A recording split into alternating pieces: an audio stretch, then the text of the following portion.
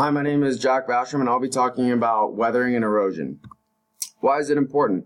Besides seeing a vast array of beautiful colors and almost perfectly parallel lines as shown in the picture, we can use the chemical process and its changes to our civilization and use it as a benefit.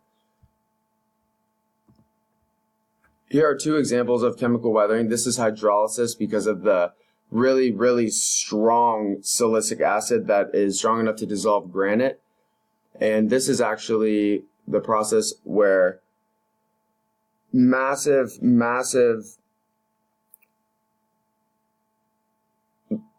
blocks of ice, due to subfreezing temperatures and water dropping, it is forced to relocate, and it's causing huge landslides here. That is from wvgs.wvnet.edu. I think continental glaciers are way more change effective because the sub-freezing temperatures can cause massive sheets of continuous ice, and they're way bigger than Saskatchewan, you can see here. This is from cbhs.k12.nf.ka, and by the time the glacier melts away, these new streams have become so well established that old river courses may become abandoned.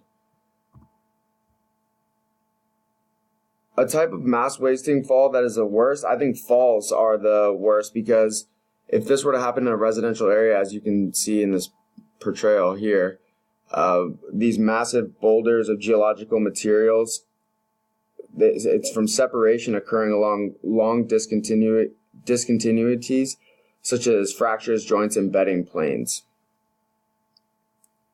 That's from web.csulb.edu. I think the coolest process within the desert is mechanical weathering via temperature. The dominant processes in desert involve fluctuations in frost wedging, and the scarcity of water greatly reduces chemical weathering.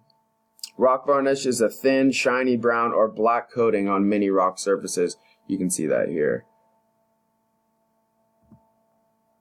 I think the agent of change that is the biggest impactor are coastal waves. These massive waves can take out cities in minutes, damaging infrastructure, and because of the massive pull, they can bring in species that belong in the deep depths of the ocean that can be really very dangerous for everybody.